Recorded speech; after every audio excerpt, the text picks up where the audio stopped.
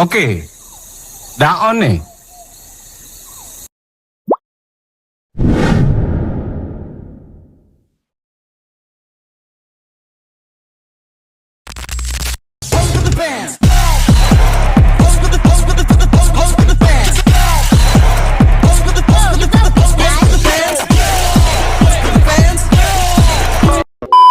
Assalamualaikum warahmatullahi wabarakatuh. Halo Sobat UT, kami akan mewawancarai salah satu guru sekolah dasar di SD Jusero. Oke semuanya, assalamualaikum warahmatullahi wabarakatuh. Di sini saya akan mewawancarai tentang literasi karakter dan kepramukaan. Sebelum itu perkenalkan, nama saya Najil Nur Fikri dan teman di samping saya Risa Wafudi dan saya Siva Radya dan saya Nirena Haida.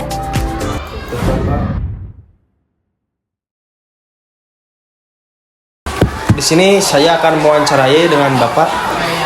Perkenalkan, nama saya Agus Firmasa. Kebetulan saya di sini sebagai tenaga pengajar di SD Jusero, ditugaskan untuk mengajar di kelas 6. Oke Bapak, saya mau tanya, apa tantangan utama yang dihadapi dalam pelaksanaan program PPK di sekolah?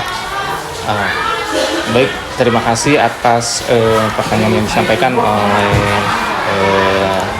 adikku sekalian, rekan mahasiswa dari UT.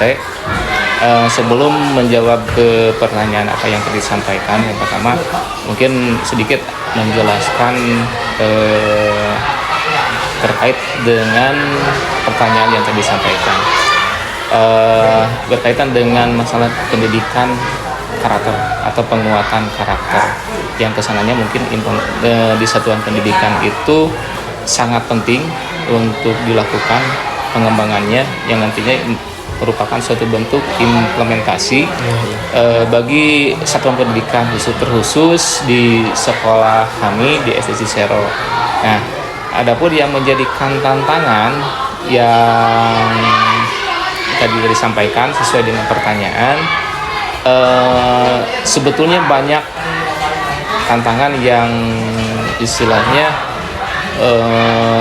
kaitannya dengan PPK, atau tadi disebutkan PPK itu penguatan pendidikan karakter dengan literasi dan kepramukaan ya. Iya. Nah, alhamdulillah di sini sudah berjalan dua bidang untuk penguatan karakter itu sendiri. Yang pertama itu di pendidikan ekstrakurikuler melalui kegiatan kepramukaan, dan yang keduanya penguatan karakter di literasi. Dan kebetulan semua SD yang ada di Kecamatan Ibun itu diharuskan untuk mengikuti kegiatan program literasi, yaitu Leksam Bedas. Kaitannya dengan tantangan utama yang menjadikan program PPK di sekolah kami, yang pertama mungkin minat anak atau minat peserta didik untuk keikutsertaan, baik itu dalam kegiatan ekstrakurikuler kepramukaan, kemudian dalam kaitan literasi, yang mungkin perlu penguatan lebih mendalam supaya kedepannya si anak itu menjadikan suatu hobi atau senang, baik itu di kegiatan kepramukaan ataupun di kegiatan literasi. Nah, itu pertanyaan pertama, dan pertanyaan yang kedua, siapa yang bertanggung jawab mengatasi kendala yang muncul dalam pelaksanaan program PPK itu? Nah, kalau kaitan dengan tanggung jawab, yang di sini misalkan Bapak Kepala Sekolah itu merupakan stakeholder yang bertanggung jawab sepenuhnya, di mana Bapak Kepala Sekolah bukan hanya berperan untuk memberikan pendidikan karakter kepada anak itu, tidak semata-mata hanya dalam waktu yang singkat, tetapi itu berkelanjutan sehingga menguatkan kepada seluruh tenaga pendidik, baik itu melalui guru kelas masing-masing ataupun guru pendampingnya untuk betul-betul melaksanakan terhadap program daripada PPK tersebut. Kebetulan di yang sudah berjalan di program PPK itu, yang pertama di literasi, itu yang sekarang itu menjadi prioritas untuk kegiatan literasi itu pada pokoknya itu di kelas 5. Tapi tidak hanya di kelas 5, ketika ada kegiatan misalkan redaton ataupun misalkan kegiatan membaca secara individu, itu dilakukan kepada seluruh siswa, dalam artian semua siswa dari mulai kelas 1 sampai kelas 6. Kemudian untuk kegiatan pengembangan karakter kepramukaan, di sini ada satuan terpisah untuk pembinanya, baik itu untuk putra penggalang atau pembina putri penggalang, kemudian di siaga putra ataupun di siaga putri. Itu disesuaikan dengan kapasitas atau regu binaannya dari siswa tersebut. Alhamdulillah itu bisa berjalan dengan aktif. Yang dilaksanakan kegiatannya di setiap hari Rabu untuk kegiatan ekstrakurikuler kepramukaan. Untuk pertanyaan yang ketiga ya, kapan biasanya sekolah menghadapi kesulitan terbesar dalam melaksanakan kegiatan PPK? Kapan biasanya sekolah menghadapi kesulitan terbesar dalam melaksanakan PPK? Ya. Nah, segala sesuatu program itu mungkin ada perencanaan. Nah, ketika kegiatan yang akan dilaksanakan, misalkan kan di sekolah itu ada rencana kerja sekolah, rencana RKAS atau disebut juga RKAS, anggaran sekolah. Nah, sekolah itu menganggarkan bentuk segala satu kegiatan yang misalkan untuk pembiayaannya bisa dialokasikan dari Dambos. Nah, di sanalah mungkin menjadikan suatu kesulitan ya, yang merasakan kesulitan karena tidak semua program yang bisa masuk ke dalam ARKAS ataupun sesuai dengan juknis daripada dalam perencanaan yang sudah ditentukan. Lanjutkan nomor 4 pertanyaannya. Siap. Di mana biasanya tantangan terbesar terjadi PPK, apakah di kelas, ekstrakurikuler, atau di lingkungan sekolah? Nah, kalau berbicara mengenai tentang tantangan yang terbesar, ya, kalau untuk di kelas itu tidak terlalu menjadikan suatu permasalahan, tinggal lebih istilahnya memotivasi si anak itu untuk lebih minat lagi misalkan dalam kegiatan literasi atau keikutsertaan dalam bidang ekstrakurikuler kepramukaan. Nah, justru yang terlihat itu ini yang menjadikan misalkan hal tantangan terbesar itu kegiatan ekstrakurikuler yang menjadikan satu minat menarik minat si anak itu tidak mudah ya.